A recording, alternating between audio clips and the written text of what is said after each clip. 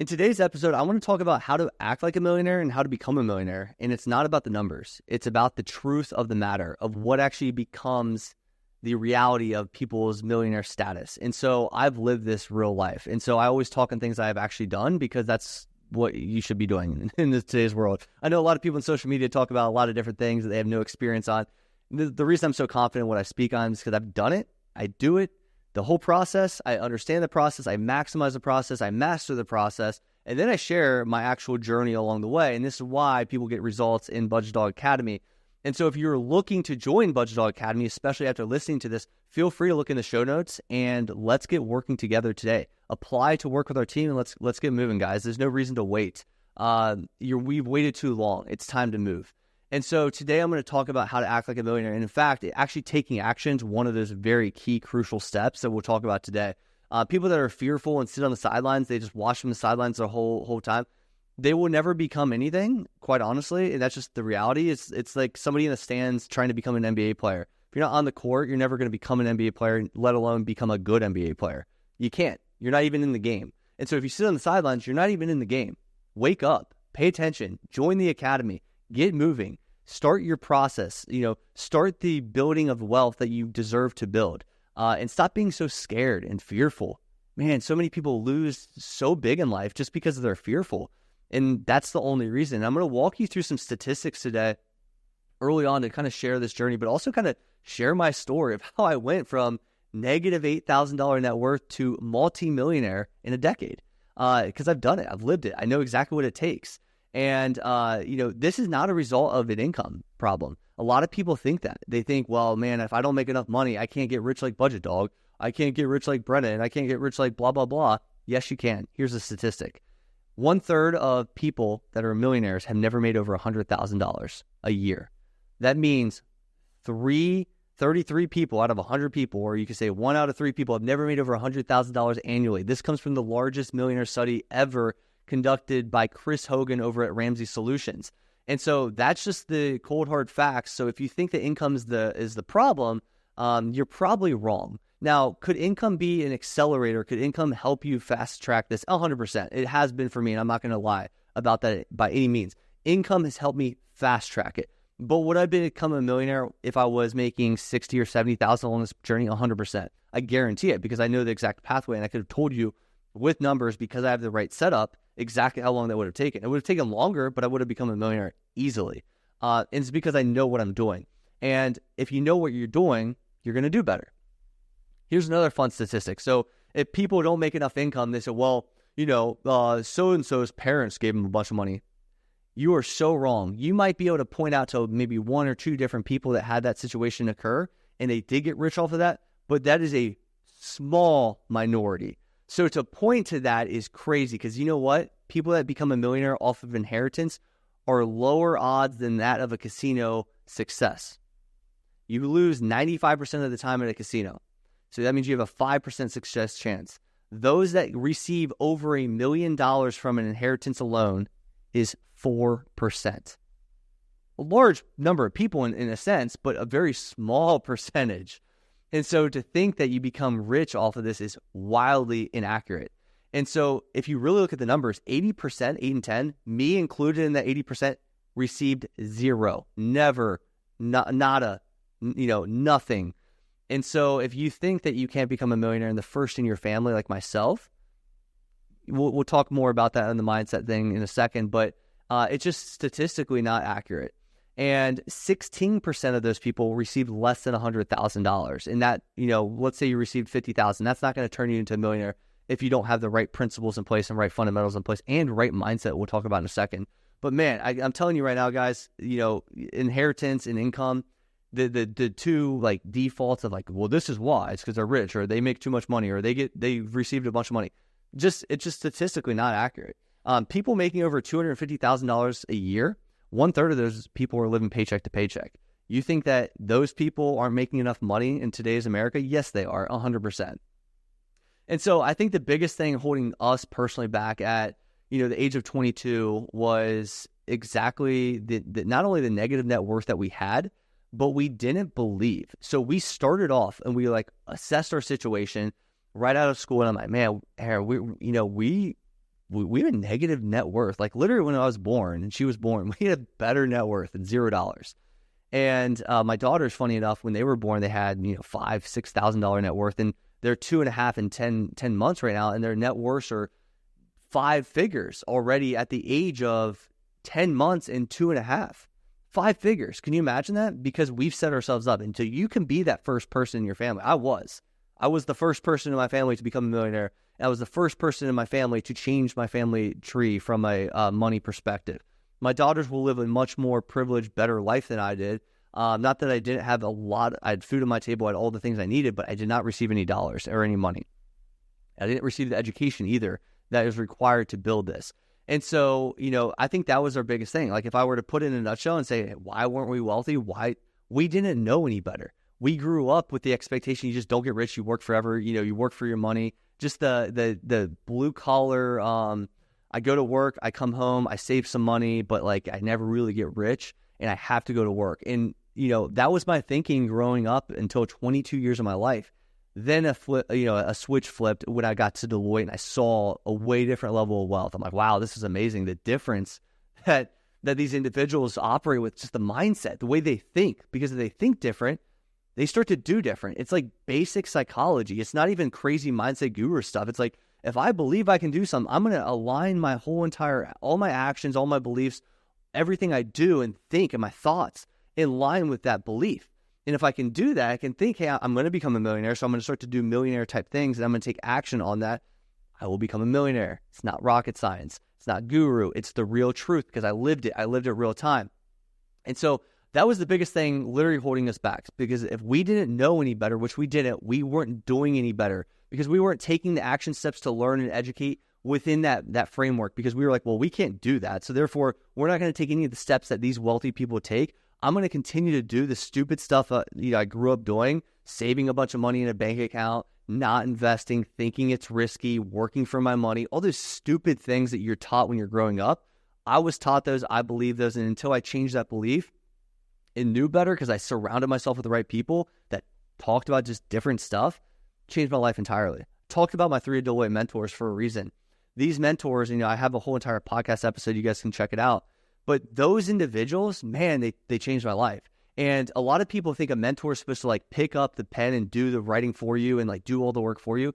That's not the case. Like most of my mentors, they ask me really good questions. They challenge my beliefs that I currently have and make me think a different way because they know, because they're my mentor, I got it in me to do that, take the action once I know better. But a lot of times I'm just thinking about things wrong, and therefore I'm going down the wrong path because I'm thinking it wrong. And when you change your thinking, it changes a lot of things. I'm telling you right now, it's huge. And so, once I started knowing I was going to do better, I knew how to do it. I started to do better and take the actions to align with that, which is awesome. And I subconsciously began to think like I was a millionaire. Like truly, I was like, well, I am a millionaire. It's just a matter of time. So I'm going to start to align the way I think, the way I talk, the way I act, the circles I put myself in as a millionaire already with a negative net worth, in fact. Because I knew as long as I did this stuff, I could map everything out because I had the right tools and resources to become a millionaire. And I think that's the biggest key indicator of someone's success, is that they change the way they think. And so therefore they get out of those old circles that drove them crazy and thinking the dumb stuff, the silly stuff, and they move to a new circle of just thinking different. They don't need a handout. They don't need a helping hand at all times. They just need to learn and think differently. When I started challenging the way I was thinking, oh wow, makes a little sense. My whole life changed. And that goes for a lot of things. My business, my relationships, my wealth. I think it all goes together. If I didn't think I could get in shape, for example, at the gym, I probably wouldn't show up to the gym every day. I probably wouldn't track my macros. I probably wouldn't be, eating healthy. I'd be like, oh, well, somebody like me with my genes, there's poor victims out there. Somebody with my genes can get in shape. That's how I would operate. But I was like, okay, well, I know I can get in shape. I'm going to take the proper action. I'm going to eat, get my macros in. I'm going to go to the gym every day. I'm going to eat healthy. I'm going to drink, 100 ounces of water a day. I'm going to build systems around to, go to the gym every single day so that I can focus on going to the gym, because I know if I go to the gym, I'm going to get the results I'm intending to get, which is the bigger picture of, let's call, a very healthy body. Same concept for this, guys. There's nothing different. And so my mindset was so important during this process. I can't explain how important it was. A lot of people don't think mindset's that important, or they're like, oh, that's kind of what the gurus talk about. Changed my life forever. And I'm speaking from a very regular point of view. It's like, if you think the wrong way, you have the wrong mindset, you're going to do horrible.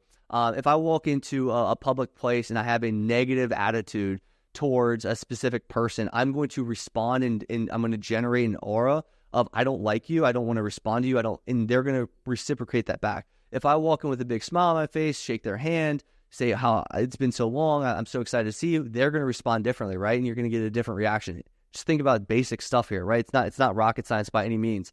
And removing those limiting beliefs. So here's a takeaway that you guys can take with this is, limiting beliefs are what, also known as negative cognitions. My behavioral financial therapist within Budget Dog Academy that you'll all be working with once you guys join, she will walk you through specifically your subconscious. She'll uncover your subconscious, and she literally does this for everybody. It's crazy.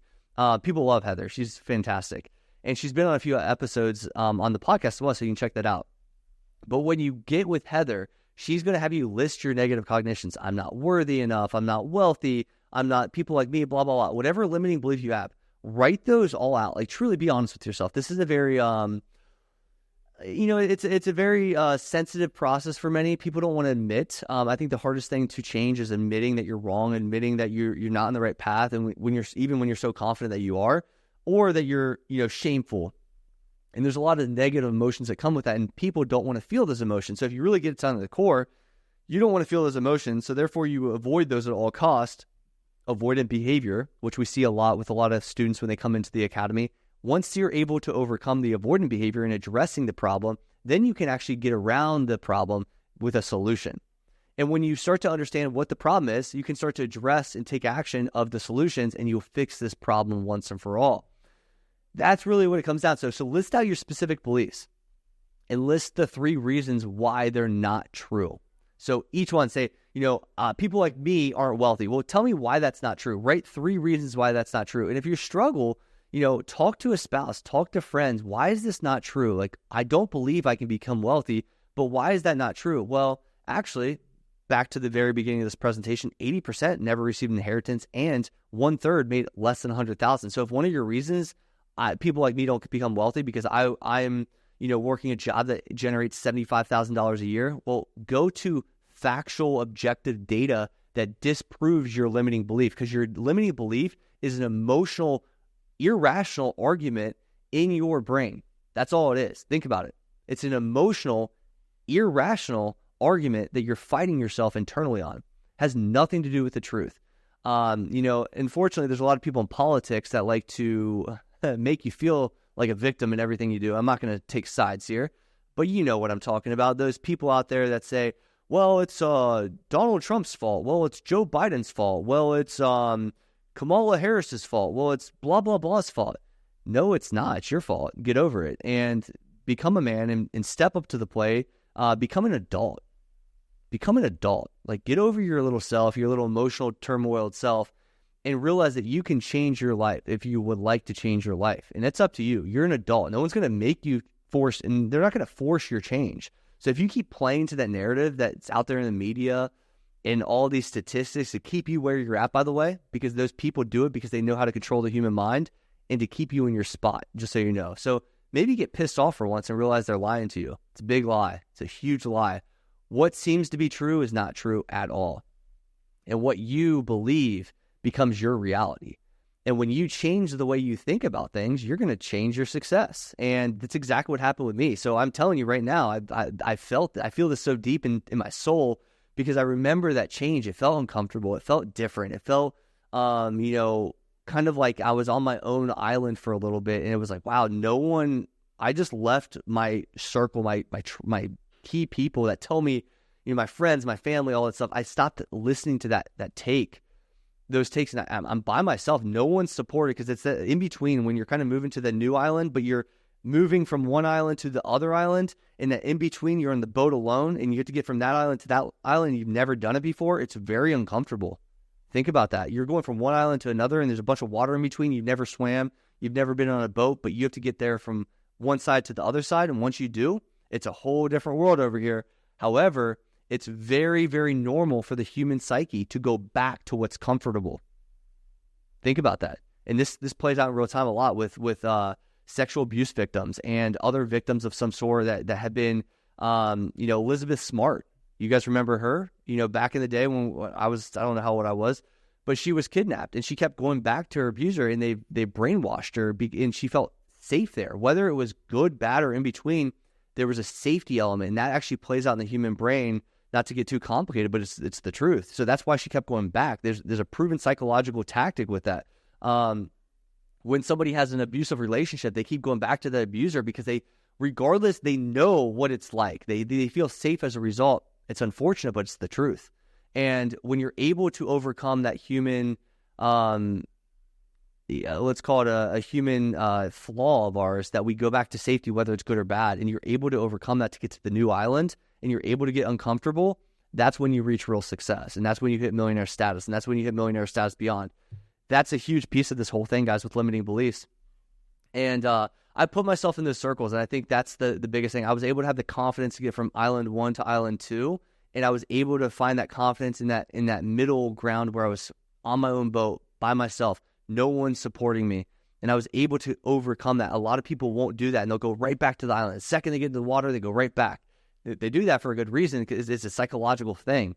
And so if you understand that, you'll do better, right? You know better, you do better. If you know that's actually legitimately a psychological thing, you can overcome and you can fight that psychological barrier that you all have. And I have myself in many different ways, right? It's in us, innate. And so when we understand human nature, we understand how to get over this stuff, we can actually do better, which is the whole point of this conversation. And so, another thing I did along this way is I presented myself better. It wasn't that I was trying to present myself bad, but I didn't, not that I'm pretty the everyday guy, right? I'm not trying to dress up in a suit, but the way I spoke and the way I stood and the confidence in my shoulders and just the way I spoke to people, it was different. I knew I could do it. Nobody's better than me. No one's that is richer is better than me. That's not even what this is about, right? But I had a different level of confidence, and I think presenting yourself better, whether that's little tricks like, dressing up because that makes you feel more confident. Train your brain with those little things, those little tiny techniques that you can do with your brain. They're really, really powerful. For me, I don't know, I've always been kind of confident, to be honest. Like, there's not something I've never not been confident, like, naturally. So, like, it's been easier for me, I think, than some people, because I think, and this isn't to sound like off-putting by any means, but a lot of people have come to me and they say, hey man, how do you like maintain confidence? It's because I believe, man. I believe in the mission, and I think that the mission is bigger than myself, and it's not even about myself. So I stay less, in a good spot at all times, and I think that's really, really important. And so not only putting myself in those circles on let's call it the new island, but also just putting the everyday voices in my head. So I was a big believer in podcasts and YouTube and stuff like that. And so this was crazy. I remember my friend group got really upset with me, and I don't really care. But I unfollowed everybody on my social medias across the whole board, all cleaned everything, cleaned house, YouTube's, Instagram, Twitter, and there was no personal attacks on anybody. And then I only refollowed people that brought an advantage to me from a mindset perspective, from a building perspective, and from getting better perspective and improving myself. And so I wasn't on social media to scroll through there, and it wasn't my thing. And so I took a lot of backlash. I don't really care.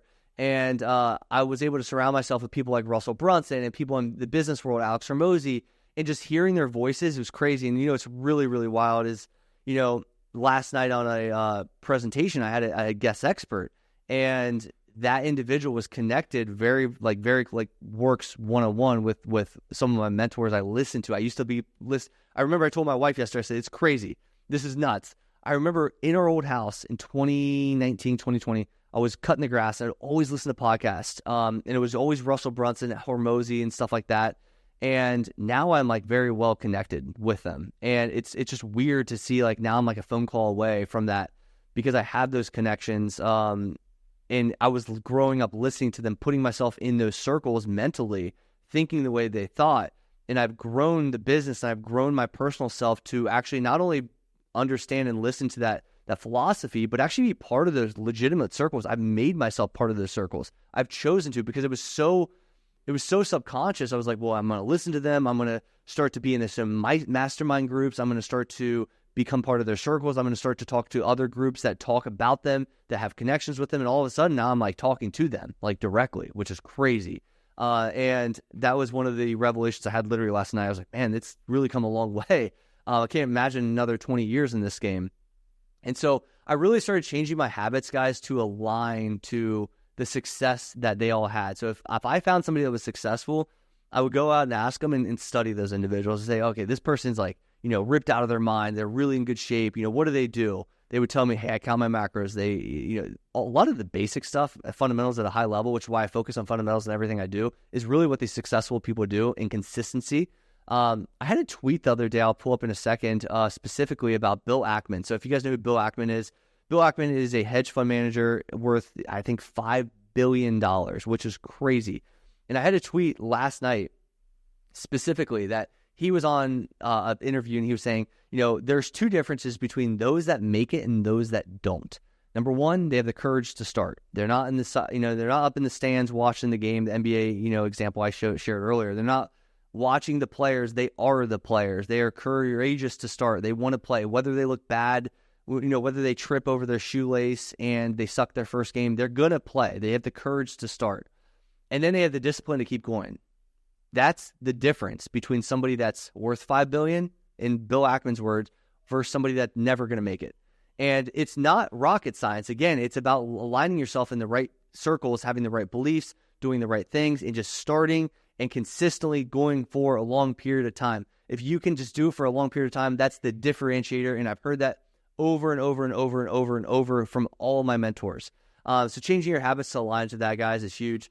Another thing is, once you actually start to build the wealth and become a millionaire that you want to be, it's not necessarily becoming a millionaire today. I talk about there's a timeline to this, but if you have the right resources and tools to do this, you can map everything out to where when you'll become a millionaire. I talked about earlier, I said, hey, if my income was $60,000 or $70,000 along this journey, I would still know the path to becoming a millionaire and the timeline to doing that.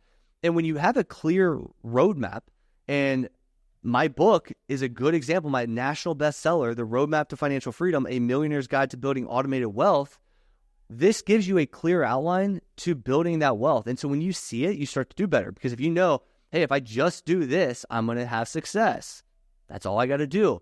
And so what I've always done is I've measured where I want to get to. I said, here's where I'm at, point A. Here's where I want to get to, point B. It's very clear cut to me. Now, how do I create a pathway from point A to point B in the most efficient, effective way to become a millionaire or to become wealthy or whatever the case is? And that goes for anything. This example applies to anything. And when I know, let's say I need $3 million to become financially free. Well, how do I become financially free? How do I achieve the $3 million? I got to work backwards. So if I know that's my end goal, I know the inputs that need to happen in order to get to that. So I create a plan, and then I build and focus on the little day-to-day actions I got to take after I build this whole plan out. Instead of focusing on, got to get to 3 million, I got to get to 3 million. I might see that big goal on my whiteboard behind me. I might think about that goal, but I created a system to get to that. And as long as I do the system, and most of this is automation if you're smart, why I talk about A Millionaire's Guide to Building Automated Wealth. When you automate this process, I know I have to invest this much in this account, every single month, blah, blah, blah, blah, blah. I have to spend this much. I have everything mapped out very, very detailed. I automate that process. And if I focus on just that and just that every single day, I successfully achieve every day. I then will eventually become I'll have $3 million in X amount of time in line with exactly what my plan says. So I focus on those bite-sized little things. And I basically forget about, I think about the big goal, but I don't think about the 1 month goal or the 1 year goal or the 1.5 year goal. I think about the big goal for motivation and the big why behind why I want to do that $3 million, not just because, but it's for the financial freedom, which is because my daughters and because my family and because I want to give back and I want to do all these other things, not because I want $3 million to go spend on a Lamborghini, but I know my why. I'm very, very in tune with my why. And because I know that when things get tough on the daily, and I know that, hey, man, this is going to be tough to go to the gym today to get this workout in, or this is going to be tough to make this investment today, I know all I have to do is fight really, really hard mentally or create systems to do it for me in that given day. As long as I just stay true to myself and I don't lie to myself about that given day, and I do that for the allotted time period I laid out for myself, it is inevitable to hit your end goal. Like, I've had many goals I've hit financially, and I don't have any financial goals at this point for myself anymore because we've become financially free. But along the lines, I don't care about money at this point. I really don't have a bigger goal. I don't want to hit 100 million. I don't want to hit a billion. I don't really care. It doesn't do anything for me. I'm living the life I want to live now. This all started because I wanted to act like a millionaire. I became a millionaire, and then I went way past it. But I kept the same framework I've been talking about through this whole entire thing the entire way. I was very true to myself. I was very systemized. I was very process-oriented. I put myself in the right circles. I removed my limiting beliefs, which I do have them now to this day. I am human. There are still other limiting beliefs at different levels, different devils, and they're always going to be there. But to think about, okay, what are my next limiting beliefs? How do I remove those or disprove myself on those limiting beliefs? How do I create systems? How do I build to this goal? It's all a systematic process. And you have to know yourself inside and out in order to get this and put yourself in the right circles. If you start to hear me talk a lot about this, you'll start to see more success. If you keep hearing your mom in your ear, I don't know if you should be doing that. I don't think mom and dad were never millionaires. I don't think you can become. If you hear your friends say crap, if you see your colleagues say, remove those people from your life. Now, I'm not saying remove your family to the point you don't talk to them, but 80-20 rule is a great thing to apply here.